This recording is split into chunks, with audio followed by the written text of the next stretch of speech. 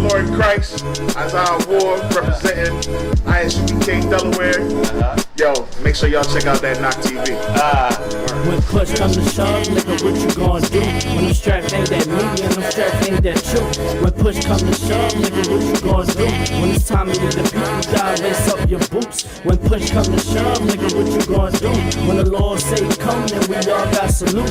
When push come to shove, nigga, what you gonna do? Nigga, what you gonna do? The ends of time, niggas better open. Alright, we here with the man, the myth, the legend himself. Telling people who you are, where you from.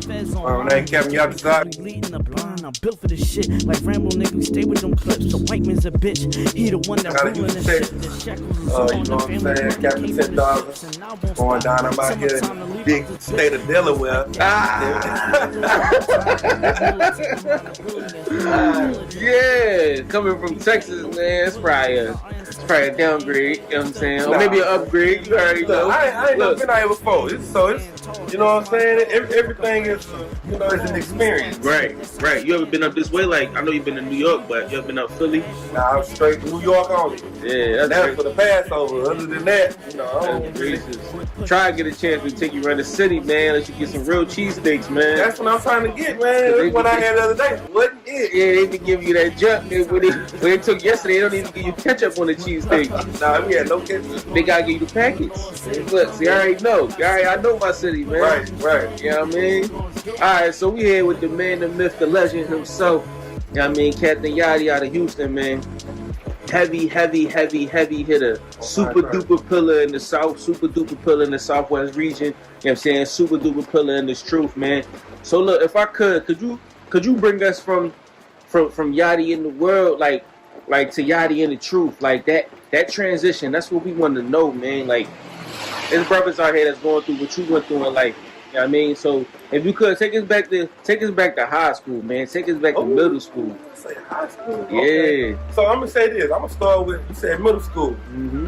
In middle school, I was I played sports. Mm-hmm. I played sports. I played baseball. I played football. Mm-hmm. I played basketball. I ran track. Mm-hmm. I did everything that they could possibly do. Right. Then in high school, you know what I'm saying? That's why I met Officer Malakwa. Shout out to Officer Malakwa. Big shout out to Officer Malakwa. You know what I'm saying? We was in a band together.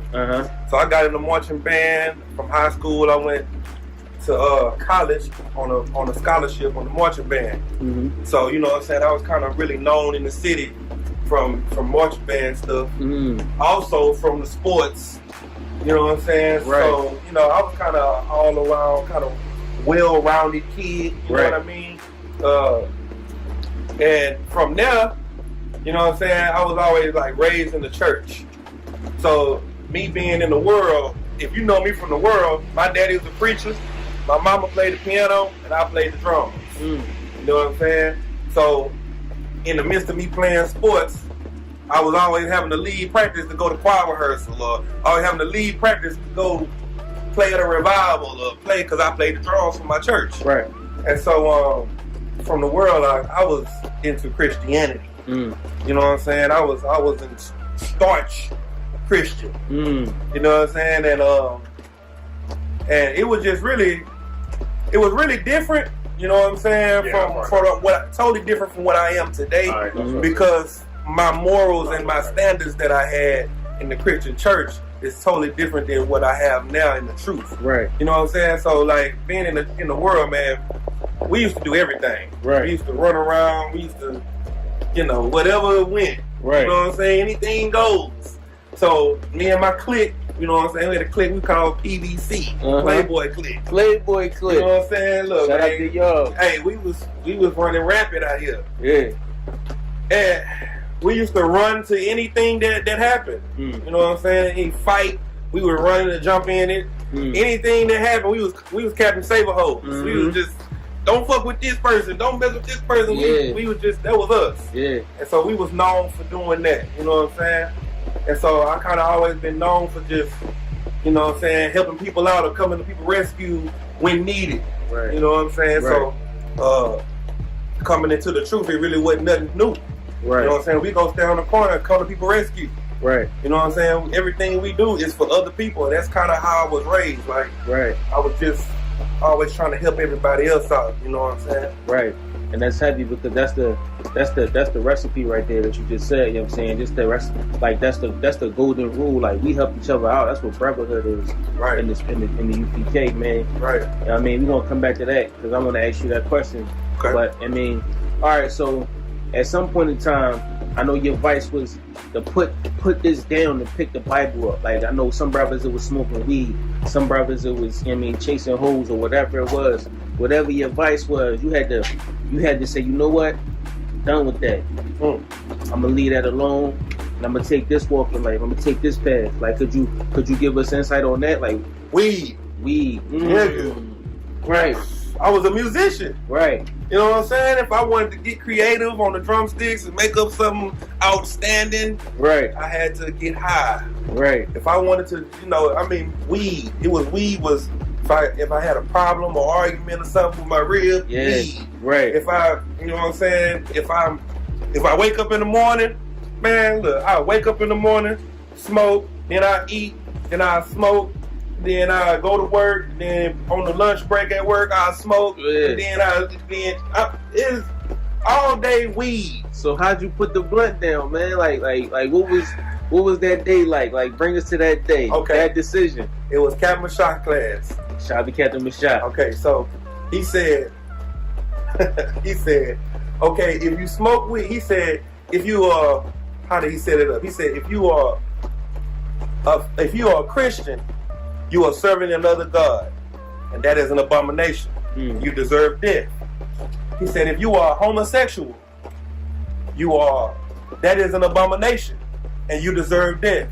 He said, if you are smoking weed, that is an abomination, you deserve death. He said, smoking weed is like homosexuality. Whoa. That's what I said. I was like, whoa. Yeah. He's like, you are blowing on a rod. Whoa. He's like, oh, so you like brown rods. Oh. And I was like, whoa. He said, no, you smoke papers. So you like little white rods. Oh. And when he said that, every blunt looked like a rod from then on. Creepy. And I couldn't put my lips to it because I was sucking it. Yeah. And then it had the line in it and the lumps and all. And I was like, oh. Yeah. I was like, I'm done. So that kind of weaned me off of it strongly. And then I got into the school, became a trooper, and then I was a young officer of 50. I gotta go ahead and keep it real. I fired up the blunt. You know what I'm saying? I was in the school and I fired up the blunt and I got high. And I got high and went to work, and I was a school teacher. Taught percussion, right? And this is my first time smoking in like 6 months. I had stopped cold turkey, and I had smoked this one time. I had got so high I was stuck at work. So now I'm at the football game with the kids, and the kids talking to me, and I'm just stuck. Right. They like, mister, hey, you all right? I'm like, hey, y'all, I'm high. Yeah. It just straight came out. Wow. You know what I'm saying? Right. And they was like, I was such an inspiration to them. They was like, what? You smoke weed? Like, what? What's going on? And that hit me like, man, you tripping. Then I tried smoking again probably 3 weeks later. And I was so high, I was like, the floor was spinning. The room was spinning. And I just put my head on the ground. I feel like the Lord's gonna kill me. I feel like right then, that blunt, I was in the school, I was a young 50, and the Lord was like, nigga, I didn't raise you out of this to go back into it. He said, forget you. And I just laid on the floor. And I was like, Lord, if you don't kill me, I'll never do it again. And I ran and jumped in the bed and went to sleep. And ever since then, I was like, I'm done. And then I started telling myself, I said, what if Christ has a 3-year minimum of your vice for you to get on the chariot? And I was like, then that means me even being in the truth, I wouldn't get in on the chariot because I ain't been off of weed for 3 years. So every time I would think about smoking, I would think about restarting that calendar. It go back to 0. Right. So I had to tell myself, like, man, if you do it, you're gonna start over. Right. You're gonna start over. You're gonna start over. And I've been About almost 5 years now. Mm. The Most High in Christ for the I.S.U.P.K. Yeah, Most High Christ. That was heavy. That was heavy. And you know what's crazy? Because a lot of people go through what you went through.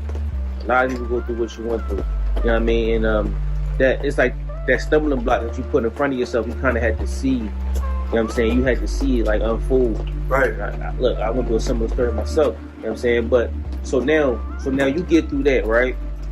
And now you here today. You Captain Yachty, you know what I'm saying? Houston, Texas own, you know what I'm saying? So you went through that to get you here today, you know what I'm saying? And we know who you are today. Righteous man, strong brother, you know what I'm saying? Now, so you came in Houston quadruple, Wow. sextuple, multiplied. I don't even know if that's a word, but it did it, you know what I'm saying? If I could, Mhm. can I tell you how Houston got started? Let's do it. Officer Gabawar. Uh-huh.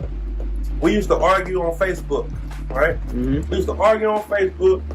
And I know if you've been in the truth for a while, you've seen it. We used to have posts with 3,000-4,000 comments on it, just everybody talking shit. Mm-hmm. So, Shapat, Gabawar, Adiyar, Mm-hmm. it was a brother named Officer Kawam Hadabar, Officer Yashar, Mm-hmm. Officer Tazadot, and Officer Maki.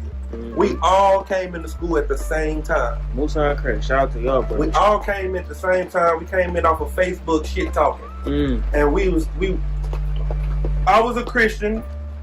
3 of the brothers was fake Israelites. Mm-hmm. Another 2 of them was Egyptologists. Mm-hmm. You know what I'm saying? Right. So Officer Gabawar created a group on Facebook called Hebrews in the Hood. Because he was a fake Israelite. So he was like, nigga, y'all niggas Hebrews, even though y'all don't claim it. Right. You know what I'm saying? So y'all Hebrews in the hood. So we like, nigga, don't call me that shit. Right.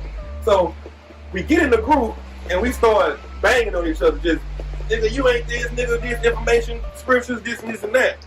And we all, one day, it was crazy. It was the Most High that did this. It was like, we all snapped out of that shit in one day. Mm-hmm. I called Officer Shapat, and he was an Egyptologist. And we was going back and forth. He like, that Bible ain't real. I was like, nigga, that Egypt shit ain't real, nigga. Right. Put rings around your neck. You know what I'm saying? And he was like, nigga, go pray to your white Jesus. So one day, he was like, I called him. I said, hey, man, we really are the Israelites. He like, yeah, man, that book is ours. And it was in the same day. And we all met at Officer Gabawar's house with our blunts and our Bibles. We sat down and we talked about what it was, you know, that we found that made us realize we were the Israelites. With our breakdowns we had, you know what I'm saying? And Officer Gabawar said, well, we were watching videos of these different camps. Because we were about to start a camp. You know what I'm saying? We about to be the Hebrews in the hood in Houston type shit. Right. You know what I'm saying? Officer Gabawar was like, man, let's check everybody else out. So we checked out them purple niggas. We like, man, them niggas gay. Yeah. Like, the video didn't even make it all the way through. Like, man, them niggas gay. We skipped that. We seen them other niggas like, raid? Skip that. You know what I'm saying? We seen the nigga with the do-rag on. I can't think his name. We seen them. We watched them for a while. We watched like 2 videos. We was kind of rocking with them. But he's like, look at this. And then he put on the UPK and like the whole room got quiet. And then niggas just started putting blunts out. Started looking around, and then I was like, shit, I'm with it. And then they were like, yeah, me too. Yeah. Gabawar and Adiyar was finna move to New York to come and get into school. And when they called Cap Yatazaq, he told them, Big shout out to Cap. Big shout out. He said, don't come down here, just start a school down there. Right. And he gave us Officer Shadiyah's phone number, and we all called. Like, we all was like, y'all want to be in the school. Big shout out. All right. Shout out to y'all. All right, Most High in Christ. Next nigga.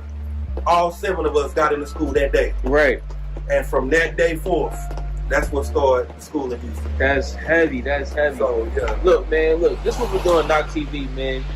It's a path that we take in life. We've got choices. We got a ton of choices to make, right? Somehow you made the choice to stay here in front of me today. You know what I'm saying? Somehow we made the choice. You made the choice to see, for us to see who you are today. You know what I mean? Whether it was wrong or right in the past, you know what I'm saying? They made you come here. I mean, they made you walk the steps and walk the path that you walk today. You know what I'm saying? So, you know what I mean? Like, I think it's more so not about what you've done in the past, but it's more so about how'd you get out of the hell that you put yourself in.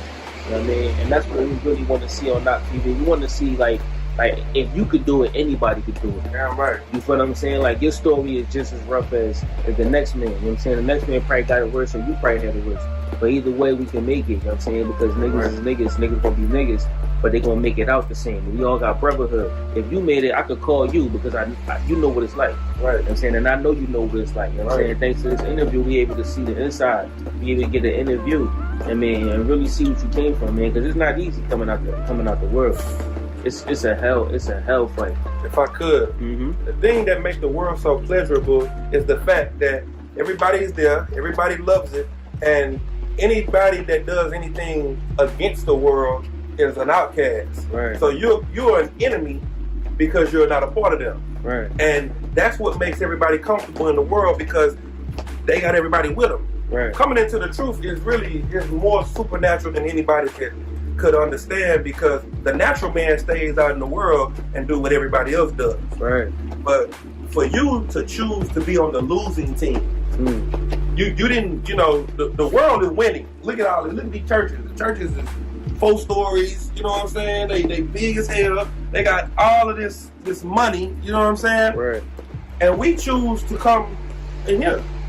This is what we choose to do. We choose to be in this place.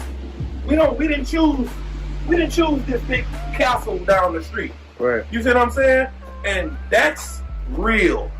You know what I'm saying? Coming into the I.S.U.P.K, what it did was it taught me integrity, and it taught me that, like when the scripture said a prophet won't be accepted in his own home, it taught me that that's really following Christ. Really following Christ ain't having everybody by your side, buddy, you know what I'm saying, laughing. And really following Christ is being alone, going through persecution, going through oppression, going through, you know what I'm saying, hard days and hard nights. The Christian church leads you to believe that prosperity and money and wealth, that's why it's so hard to come here. Because you're going to come in the truth, you're going to lose your job. Right. You're going to come in the truth, you're going to lose your rib, your kids, you're going to say you're a bad daddy because you ain't buying no Christmas gifts. Right. You're going to lose your family. Nobody's going to want to be around you because they don't want to hear that shit you talking about. Right. And you ain't even talking about it. You just walking around looking like this. And you are a light to them in darkness, because what you are showing them is they can change because they know who you were. And now they see who you are. And so this truth is a light that the world don't want to be shining. That's how you know these fake Israelite groups are fake, because the world will push them. Right. And they will hide us, because anything worth having needs to be hidden. Even the world know that. The world know that we are more valuable than all these other groups, so they hide us. Right. They make the algorithms of our video low. Right. Because they don't want people to find this treasure. And you know what? I don't either. I appreciate the world for hiding us. Right. Because this place is too dear to me. To come in here and meet a nigga like him, to meet these other brothers and sisters that's in here, I love these brothers and sisters. You know what I'm saying? Right. And I don't want anybody to come in here and to betray the love that we have for each other. Right. Just stay out there with everybody else that you love. And let us love each other here. You know what I'm saying? So I thank the Most High for Commander General YAHANNA and the generals holding on to this truth. Big shout out to all the generals. You know what I'm saying? Like, man, this is a safe haven. Right. For niggas way in Texas. You know what I'm saying? That we raising niggas out the mud, niggas that never had a family, never saw real love, sisters that never experienced real brothers. They come into school and nobody looks at their ass. Right. Like, you know how foreign that is? You walk in, the sister knows she got it back there. She's trying to hide it, but she can't. And nobody looks. That's because we are taught that it's not all about what you look like. We looking at what's inside of you. You got all that, but what's in your mind? You know what I'm saying? And this truth is deadly. Right. You know what I'm saying? And I thank the Most High for it. All right. So, okay. Now let me ask you.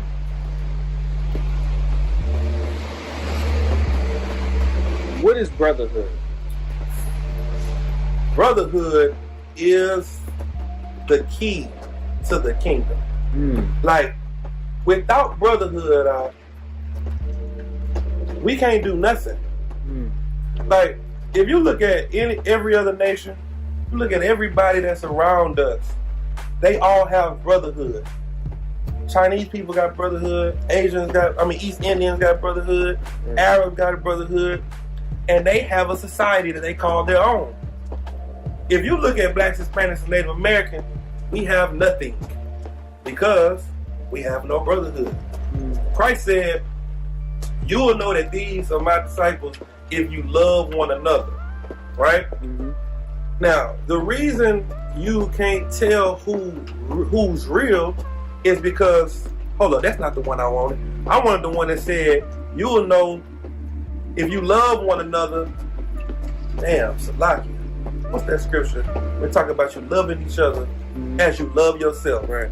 That's it. The problem is we don't love ourselves. So how can we love each other? How can I give love to you and I hate myself? You feel me? Yeah. Brotherhood is the only way we're going to be able to build the kingdom. And it first starts with us loving ourselves. Self-love is me marrying a black woman. Self-love is me not looking at the Kardashians and saying, oh, that's what I need in my life. You need to look at a Puerto Rican and saying, that's what I need in my life. That's me loving myself. Now, since I got a Puerto Rican wife, I can't be mad at the Puerto Ricans and shoot the Puerto Ricans because that's my family. I can't be mad at the Dominicans and the Haitians and the Guatemalans because that's my family. Brotherhood is the key to building this society. And if we don't have that, that creates ghettos. That creates selling drugs to your brother. That creates pimping your sisters out. Keep making them, making them whores and molesting them and raping them. That creates that, not having brotherhood. Right. The only thing that'll free us from this hell is each other. Christ said, the kingdom is within us. Right. Meaning, if you want the kingdom, nigga, you need him for the kingdom. The kingdom ain't you. And the Christian church led you to believe that the only way you're going to get the kingdom is if you do good and you live right, you going to die and you going to go to heaven. Right. The Bible says the way we get the kingdom is I got to love you, I got to love him, I got to forgive this nigga. You know what I'm saying? I know he deserve an ass whooping, but I got to forgive him too. And we'll take love your enemy and apply that to the white man who don't deserve your love, and not apply that to the brother who does deserve it. Because a lot of the stuff that go on is all based on every problem that's in the black, Hispanic, and Native American community is because of the white man. Every problem. Each and every problem can be traced back to the white man and his oppression and the way he destroyed, raped, robbed, murdered us. Drugs, white man. Right.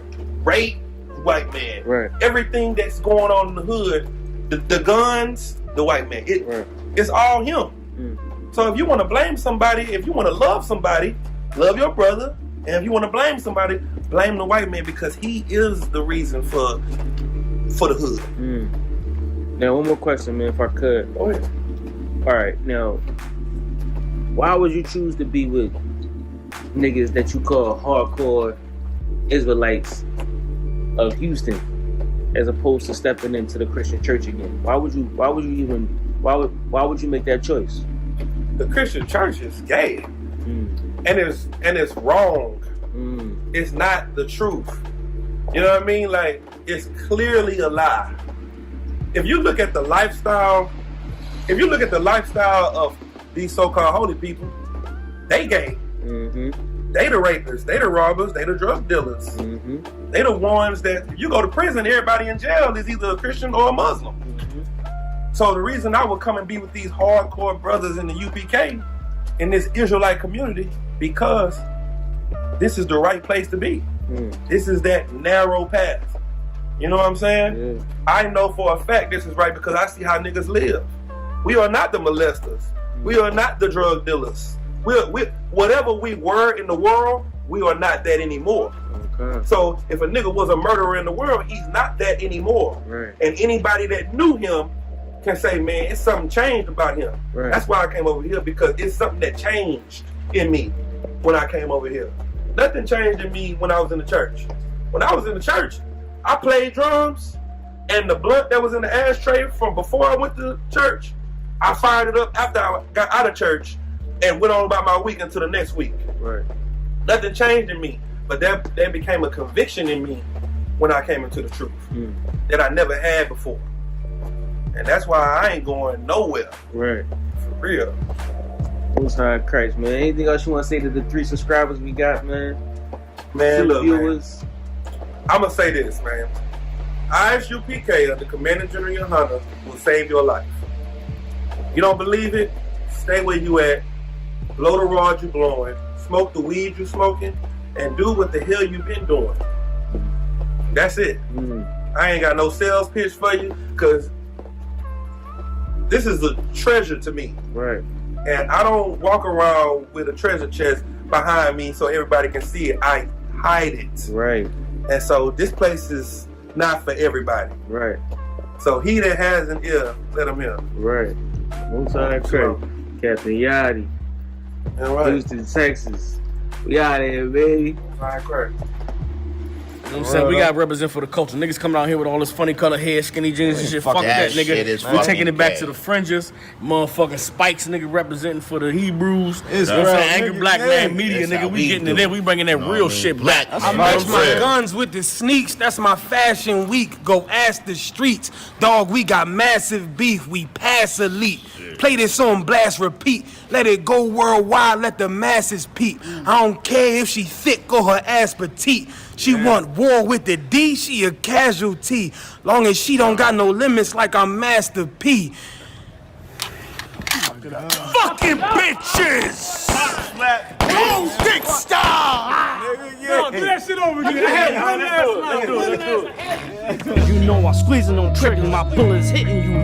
You won't heal up with stitches. You don't want that. You don't want to get your skull cracked. Better tighten up when a nigga tell you fall back. Titties on the drum, you a sucker, give you all that. When you stand tall at, that's where you gon' fall at.